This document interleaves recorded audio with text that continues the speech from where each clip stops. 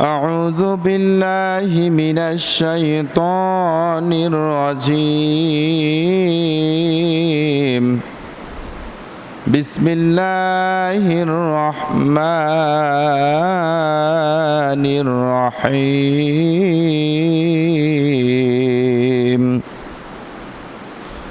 ومن أعرض عن ذكري فإن له معيشة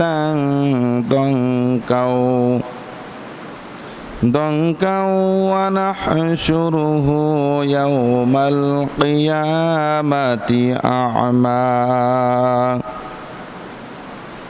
قال ربي لم حشرتني أعمى وقد كنت بصيرا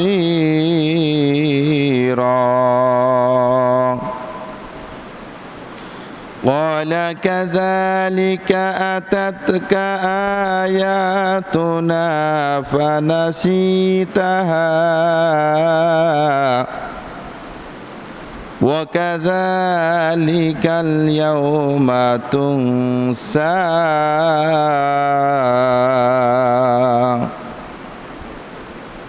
صدق الله العظيم وقال رسول الله صلى الله عليه وسلم من قرأ القرآن حرفا فله 10 حسنة 60 سنة رواه الترمذي إن الله وملائكته يصلون على النبي يا أيها الذين آمنوا صلوا عليه وسلموا تسليما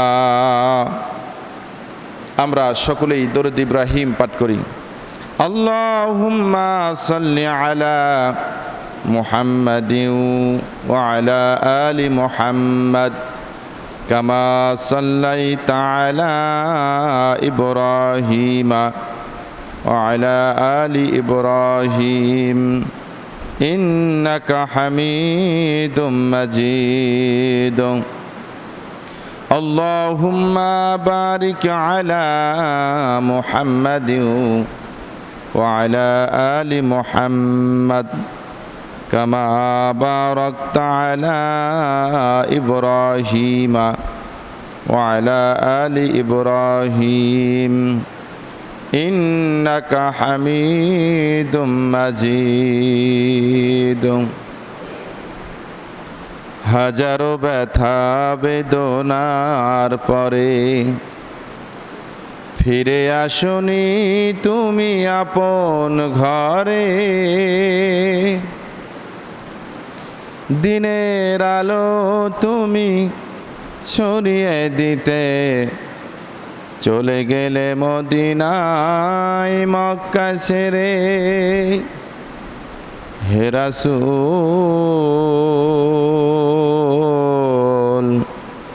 তোমাকে ভুলি আমি কেমন করে হে রাসূল তোমাকে ভুলি আমি কেমন করে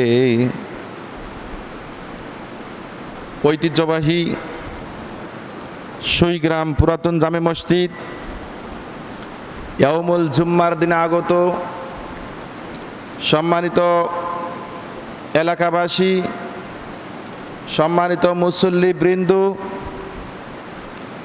আলোচনার শুরুতে সকলের প্রতি আন্তরিক সালাম এবং মোবারকবাদ আসসালামু আলাইকুম ওয়া রাহমাতুল্লাহ মহান রবের শুকরিয়া জ্ঞাপন করছি যে রব্বে কারিম আপনাকে আমাকে সম্মানিত করে ইজ্জত দান করেছেন। আমরা দুনিয়ার সমস্ত কার্যক্রম বন্ধ করে দিয়ে মহান রবের ঘোষণা, ইয়া আইয়ুহাল্লাযীনা আমানু ইযা নুদিয়া লিস-সালাতি মিন ইয়াউমিল জুমআতি ফাসআউ ইলা যিকরিল্লাহ। আল্লাহ পাকের এই ঘোষণা, হে ঈমানদারগণ, যখন জুম্মার দিনে জুম্মার নামাজের আজান হয়ে যায়, তোমরা তোমাদের দুনিয়ার সমস্ত কার্যক্রম, বেচা কেনা সব কিছুকে বাদ দিয়ে অপেক্ষা করে আল্লাহর ঘরের দিকে গিয়ে আসো এবং নামাজ শেষ করে আল্লাহর জিকিরের সহিত তোমরা মাঠে ময়দানে ছড়িয়ে পড়ো। আমরা কোরআনুল কারীমের এই আয়াতে কারিমাকে ফলো করে, বিশ্বাস করে এবং আমরা আল্লাহ রাব্বুল আলামিনকে ভালোবেসে জুম্মা ঘরে আসতে পেরেছি। আল্লাহ পাক রব্বুল আলামিন নিয়ে এসেছেন, এজন্য শুরুতেই রবের শুকরিয়া আমরা সকলেই বলি আলহামদুলিল্লাহ। দরুদ এবং সালাম বর্ষিত হোক বিশ্ব মানবতার মুক্তির দিশারি আকায়ে নামদার তাজেদারে মদিনা আহমদে মুস্তাফা মুহাম্মদে মুস্তাফা, আমরা সকলেই বলি সাল্লাল্লাহু আলাইহি ওয়াসাল্লাম। সম্মানিত উপস্থিতি, আমরা স্মরণ করছি সেই সকল মধ্যে মুজাহিদগণের জন্য আল্লাহ পাক রব্বুল আলামিন যাদেরকে ইজ্জত দিয়ে সম্মানিত করে দুনিয়া থেকে উঠে নিয়েছেন, শাহাদাতের মর্যাদা দিয়েছেন, আমাদেরকেও তাদের সঙ্গে কবুল করুন এবং শহীদ ভাইদেরকে জান্নাতের সর্বোচ্চ মাকাম জান্নাতুল ফেরদাউস দান করুন। সকলেই বলি আল্লাহুম্মা আমিন। সম্মানিত ভাইয়েরা আমার, সম্মানিত উপস্থিতি, আপনারা জানেন এই পৃথিবীটা আল্লাহর পক্ষ থেকে একটা সৃষ্টি। সেই পৃথিবীর মধ্যে, সৃষ্টির মধ্যে অন্যতম গুরুত্বপূর্ণ সৃষ্টি হলো মানুষ।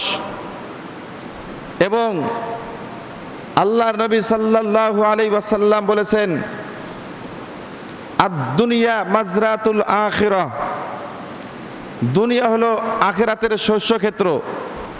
আমরা আল্লাহ প্রদত্ত রাসূল সাল্লাল্লাহু আলাইহি সাল্লাম মুখ নিঃসৃত এই বাণীগুলো বুঝতে পেরেছি, জানতে পেরেছি যে আসলে দুনিয়াটা মস্ত বড় এক ঝামেলার জায়গা যদি আমল কালাম ভালো করতে না পারি, এবং ঈমান নিয়ে টিকে থাকা বড়ই মুশকিল। এরপরেও রবের শুকরিয়া এবং কৃপা জ্ঞাপন করি, আল্লাহ পাক রব্বুল আলামিন আপনাকে আমাকে মুসলমান বানিয়েছেন। আমরা মুসলমানের ঘরে জন্ম নিয়েছি বিধায় আজকে নামাজটুকুন সম্মানের সহিত আদায় করতে পারছি। আল্লাহর গোলামি যতটুকু সম্ভব আমরা করছি। আল্লাহ পাকের শুকরিয়া জ্ঞাপন করি, সকলে আবার বলি আলহামদুলিল্লাহ। সম্মানিত উপস্থিতি, আমি আপনাদেরকে একটি গুরুত্বপূর্ণ বিষয় নিয়ে আপনাদের সামনে আমি আলোচনায় দাঁড় হয়েছি। পবিত্র কালামুল্লাহ শরীফ সূরা তাহা 24, 25 এই দুইটা আয়াত এবং 26 এই তিনটা আয়াত আমি আপনাদের খেদমতে তেলাওয়াত করেছি। আমি সংক্ষিপ্ত আকারে এখান থেকে কিছু কথা আপনাদের খেদমতে বলতে চাই। ধৈর্য সহকারে শুনবেন, মনোযোগ দিবেন। আমার বিশ্বাস আমাদের জীবনের পরিবর্তন চলে আসবে ইনশাআল্লাহ। আল্লাহ পাকের ঘোষণা, ওয়ামান আ'রাদা আন যিকরি ফাইন্না লাহু মাঈশাতান দানকা ওয়া নাহশুরুহু ইয়াওমাল কিয়ামাতি আ'মা قال ربي لما حشرتني أعمى وقد كنت بصيرا قال كذلك أتتك آياتنا ফানাসিতাহা ওয়া কাযালিকাল ইয়াউমা তুনসা। আল্লাহ পাক রব্বুল আলামিন কুরআনুল কারীমের মধ্যে সূরা তাহার মধ্যে জানায় দিলেন, আল্লাহ পাক বলতেছেন ওমান আরাদা আন যিকরি ফাইন্না লাহু মাঈশাতান দানকা। আল্লাহ পাক বলতেছেন দুনিয়ার জমিনে কোনো যুবক যদি, কোনো বৃদ্ধ যদি, কোনো শিশু যদি আল্লাহ প্রদত্ত আয়াতকে ভুলে যায়, আল্লাহ প্রদত্ত রিজিককে ভুলে যায়, জিকিরকে ভুলে যায়, আল্লাহ পাক রব্বুল আলামিন জানায়া দিলেন ওয়া নাহশুরুহু ইয়াউমাল কিয়ামাতি আ'মা। ওই সমস্ত ব্যক্তিদেরকে কিয়ামতের ময়দানে আল্লাহ পাক রব্বুল আলামিন অন্ধ করে জনগণের সামনে উপস্থাপন করবেন। জোরে সোরে বলি নাউজুবিল্লাহ। অন্ধ করে উঠাবেন। আল্লাহ পাক বললেন যারা দুনিয়ার জমিনে আল্লাহর দেওয়া বিধান, আল্লাহর দেওয়া রিজিককে অস্বীকার করলো, আল্লাহ প্রদত্ত আইনকে অস্বীকার করলো, অস্বীকৃতি জানালো, মহান রবের ঘোষণা আল্লাহ পাক রব্বুল আলামিন কিয়ামতের ময়দানে তাদেরকে অন্ধ করে উঠাবেন। অন্ধ করে ওঠার পর আমরা সেদিন, লোকেরা সেদিন আল্লাহ পাক রব্বুল আলামিনকে ডাক দিয়ে বলবে ও আমাদের রব, ক্বালা রব্বি লিমা হাশারতানি আ'মা। সেদিন লোকেরা বলবে আমাদের তো চক্ষু ছিল, আমরা দু চোখ দিয়ে দেখতাম, আমরা সব কিছু জানতেন, ওয়াকাদ কুনতু বাসীরা। আজকে কেন আমাদেরকে অন্ধ করে উঠানো হলো? কারণটা কি? আমরা কি অপরাধ করলাম? চক্ষু ছিল, আজকে আমাদের চোখগুলো কোথায় গেল? আল্লাহ রাব্বুল আলামিনকে মানুষগুলো প্রশ্ন করে বসবে। আল্লাহ পাক রব্বুল আলামিন পরের আয়াতে বলবেন ক্বালা কাযালিকা আতাতকা আয়াতুনা ফানাসিতাহা ওয়া কাযালিকাল ইয়াউমা তুনসা। আল্লাহ পাক রব্বুল আলামিন বলবে হ্যাঁ হ্যাঁ হ্যাঁ, তোমাদের কথাগুলো সত্য, তোমাদের চক্ষু ছিল, তোমরা চোখ দিয়ে দুনিয়া দেখেছো, দুনিয়া আমার সৃষ্টি দেখেছো, চক্ষু দিয়ে চলাফেরা করেছো, কিন্তু আজকে তোমাদের অন্ধ করে উঠাইছি। কারণ একটাই, দুনিয়ার জমিনে গিয়ে তোমরা আমার জমিনে চলাফেরা করেছো বটে, আমার রিজিক দেখেছো বটে, খেয়েছো বটে, কিন্তু আমার আইন তোমাদের ভালো লাগে নাই।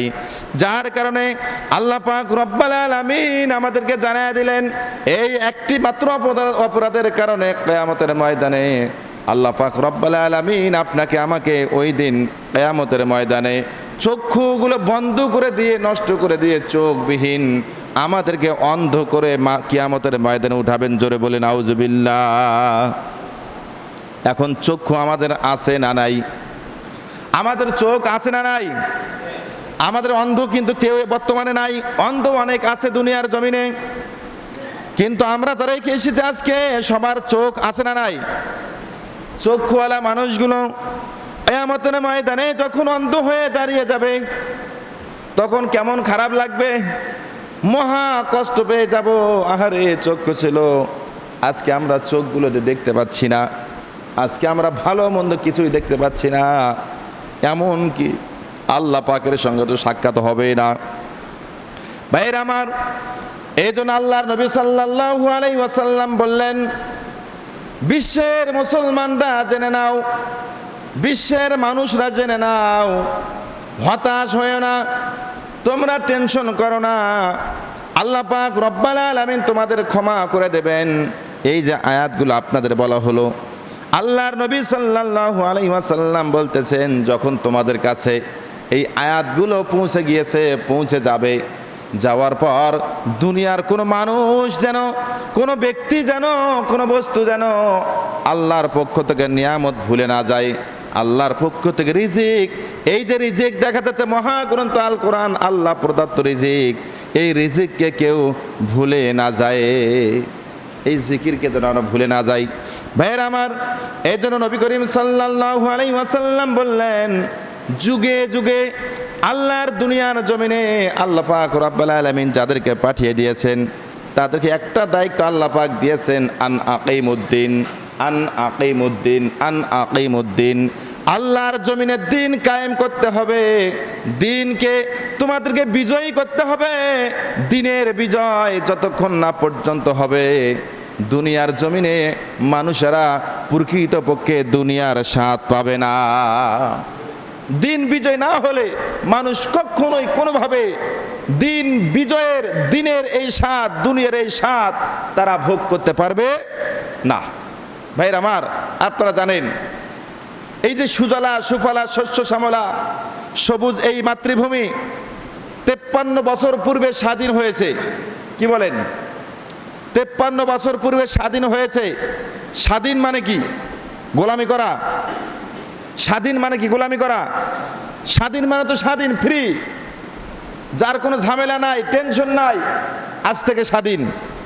যখন জেলের মধ্যে কাউকে আটকানো হয়, জেল থেকে মুক্ত হয়ে বলে আজ থেকে স্বাধীন, মানে জেলের মধ্যে পরাধীন ওই যে জেলার সুপার এবং জামাদার, তাদের কথা উঠতে হয়, বসতে হয়, এই ফাইলে বসো, এই দাঁড়াও, এই বসো, এই ঢোকো, যখন যেটা বলে সেটাই মান্য করতে হয়। আবার যখনই জেল থেকে আমরা মুক্ত হই, আমরা জানান দেই আমরা আজ থেকে মুক্ত। কথা বলেন ঠিক কিনা? জানান দেই মুক্ত। তাহলে 1971 সালে সুজলা সুফলা শস্য শ্যামলা সবুজ এই মাতৃভূমি স্বাধীনতা লাভ করেছে। কি বলেন? স্বাধীনতা লাভ করলেও বাংলার জনগণ আজ পর্যন্ত কিন্তু স্বাধীনতার প্রকৃত স্বাদ গ্রহণ করতে পারে নাই। আমি কি ভুল বললাম? স্বাধীনতার প্রকৃত স্বাদ বাংলার জনগণ ভোগ করতে পারে নাই। কারণ একটাই, সেটা হলো আন আকিমুদ্দিন, আল্লাহ প্রদত্ত বিধান জমিনের বুকে দিন কায়েম হয় নাই, দিনের কায়েম নাই। আল্লাহ পাক বললেন, শুনে নাও, আকিমুস সালাত, তোমরা নামাজ কায়েম করো। কার কথা? আল্লাহ বললেন নামাজ কায়েম করো। এখন আপনারা বলেন, আমাদের সমাজে কি নামাজ কায়েম আছে নাকি? কায়েম আছে? নামাজ কায়েম নাই। 2-4 জন লোক আমরা নামাজ পড়ি, কেবলমাত্র নামাজ পড়ি, আমরা নামাজ কায়েম দেখি নাই। সমাজের মতো নামাজ কায়েম নাই, 2-4 জন লোক নামাজ আমরা পড়ি। এই যে পড়া আর কায়েম করার মতো বিশাল ফারাক রয়েছে, পার্থক্য রয়েছে, ব্যাখ্যা করলে সময় চলে যাবে। ভাইয়েরা আমার, আপনাদের জানার জন্য, বোঝার জন্য বলি, নামাজ কায়েম করতে হবে, দিন কায়েম করতে হবে। এই নামাজ কায়েম করার জন্য আজকে গ্রামগঞ্জে পাড়ায় মহল্লায় ওয়াজ মাহফিল হয়, তাফসির মাহফিল হয়, আলোচনা সভা হয়। যতই ওয়াজ হয়, নসিহত হয়, লোকজন ততই নামাজ কাজা করে। কথা বলেন ঠিক কিনা? আজকে যদি সমাজের মধ্যে নামাজ কায়েম থাকতো, শুধু একটা মসজিদ না, এরকম 5 তালা দিলেও জায়গা হতো না। আজান হওয়ার সঙ্গে সঙ্গে লোকজন নামাজের দিকে আসতো। এই জন্য বন্ধুগণ, আল্লাহর নবী বলতেছেন, তোমরা আনুষ্ঠানিকভাবে রাষ্ট্রীয়ভাবে নামাজ কায়েম করো, রাষ্ট্রীয়ভাবে নামাজকে তোমরা কায়েম করো। কার কথা? আল্লাহর কথা। আর যদি বাংলাদেশের সংসদ, এই সংসদে বসে যদি কোনো আলেম ব্যক্তি, আল্লাহওয়ালা ব্যক্তি নামাজের কথা বলে, কোনো আল্লাহওয়ালা ব্যক্তি যদি নামাজের কথা বলে, নামাজ কায়েমের কথা বলে, সংসদে দাঁড়িয়ে শুধু বলবে আগামীকাল থেকে 5 ওয়াক্ত নামাজ বাধ্যতামূলক পড়তে হবে। যদি কোনো গোলাম 5 ওয়াক্ত নামাজ না পড়ে, আদায় না করে, যে ব্যক্তি 1 ওয়াক্ত নামাজ কাজা করবে তার জন্য 100 টাকা করে ফাইন। দৈনিক 5 ওয়াক্ত নামাজ কাজা করলে 500 টাকা ফাইন। বিল পাস হওয়া লাগবে না, কেবলমাত্র এই নামাজের বিষয়ে একজন পার্লামেন্ট সদস্য বিল উত্থাপন করবে। আপনারা লক্ষ্য করে দেখবেন, বলার সঙ্গে সঙ্গে বাংলার জমিনে প্রত্যেকটি টুপির দোকানে ভিড় হবে, লাইন হয়ে যাবে, পাঞ্জাবির দোকানে ভিড় হবে, লাইন হয়ে দাঁড়িয়ে যাবে। আগামীকাল থেকে নামাজ পড়তে হবে, অন্যথায় জরিমানা আছে না নাই? এই জন্য আমরা রাষ্ট্রীয়ভাবে নামাজ কায়েম হোক। আমরা কি চাই? আমরা কি চাই? অবশ্যই চাইতে হবে রাষ্ট্রীয়ভাবে নামাজ কায়েম হোক, এটা আমরা সকলেই চাই। কথা বলেন ঠিক কিনা? এজন্য আল্লাহ পাক বললেন, ওমান আ'রাদা আন যিকরি ফাইন্না লাহু মাঈশাতান দনকা। মহান রবের ঘোষণা, দুনিয়ার জমিনে যারাই আল্লাহর বিধানকে অমান্য করবে, আল্লাহর আইনের একটা শব্দকে অমান্য করবে, কোরআনুল কারীমের, ওই ব্যক্তিদেরকে আল্লাহ পাক রব্বুল আলামিন চক্ষুবিহীন হাসরের ময়দানে বিচার করবে, চক্ষু ছাড়া বিচার করবে। সম্মানিত ভাইয়ের আমার, সম্মানিত উপস্থিতি, সম্মানিত যুবক ভাইয়েরা, আমি আপনাদের বিষয়ে দুই একটি কথা বলে নেই।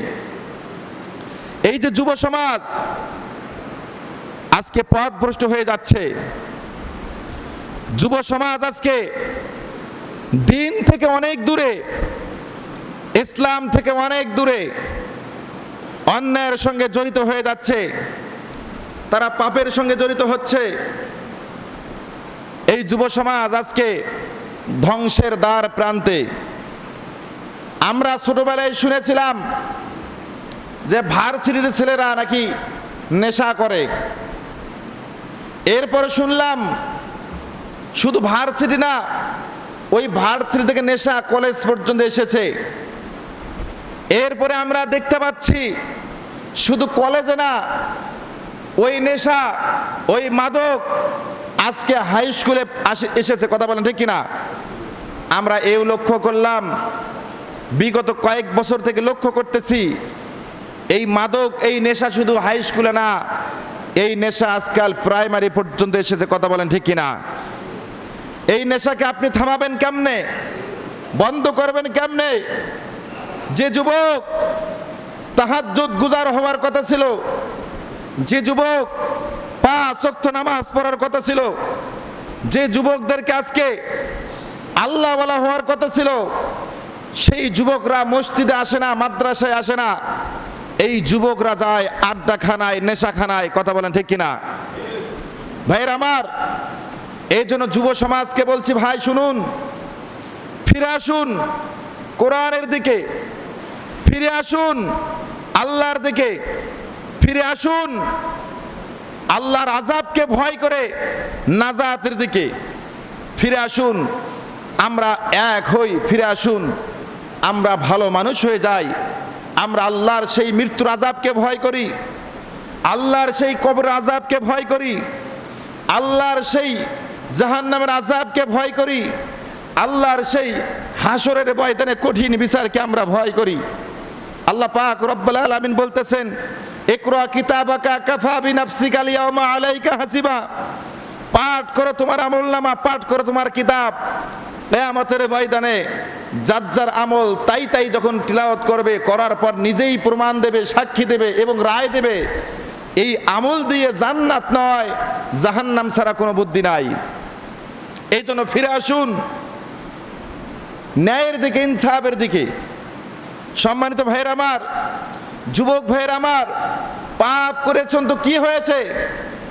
আমার রব বলতেছেন, কোন পাপিষ্ঠ বান্দা, কোন গুনাহগার বান্দা যদি তওবা করে আমার কাছে ফিরে আসে, আমি আল্লাহ রব্বুল আলামিন ওই বান্দাকে সবচেয়ে আপন করে নিয়ে, মা যেমন সন্তানকে বুকের মধ্যে উঠায় নেয়, মা যেমন সন্তানকে কলিজার মধ্যে উঠায় নেয়, আমিও তেমনি ভাবে আমার পাপিষ্ঠ যুবক বান্দাকে ক্ষমা করে দিয়ে আমি আমার রহমতের কোলে উঠায় নেব। সুবহানাল্লাহ বলি। এই জন্য তওবা করতে হবে, ফিরে আসতে হবে। ভাইয়ের আমার, আল্লাহ পাক রব্বুল আলামিন এই তওবার বিষয়ে বলে দিয়েছেন, ইয়া আইয়ুহাল্লাযীনা আমানু তুবু ইলাল্লাহি তাওবাতুন নাসুহা। যদি কোনো বান্দা তওবা করে ফিরে আসে, নাসুহা পরে, আমি আল্লাহ এবং ওই বান্দার মধ্যে কোনো ফারাক থাকে না, আমরা একে অপরের সঙ্গে মিলিত হয়ে যাই। সুবহানাল্লাহি ওয়া বিহামদিহি।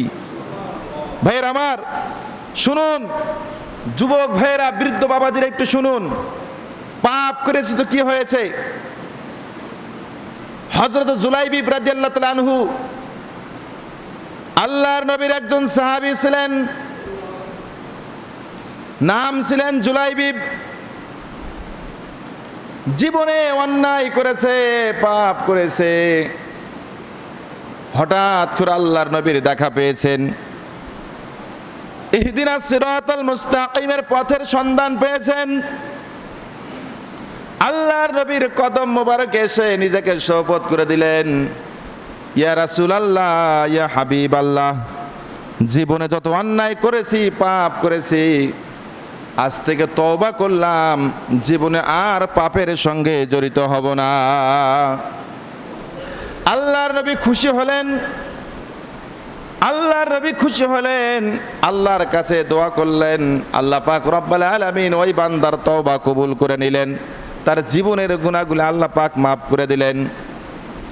হযরত জুলাইবিব যুবক মানুষ, বিবাহ শাদী করেনি নাই, এমত অবস্থায় আল্লাহর নবীর সঙ্গে আন আকিমুদ্দিন, দিন কায়েমের চেষ্টা চালিয়ে যাচ্ছে, হকের পক্ষে রয়েছে, ন্যায় এবং ইনসাফের পক্ষে রয়েছেন।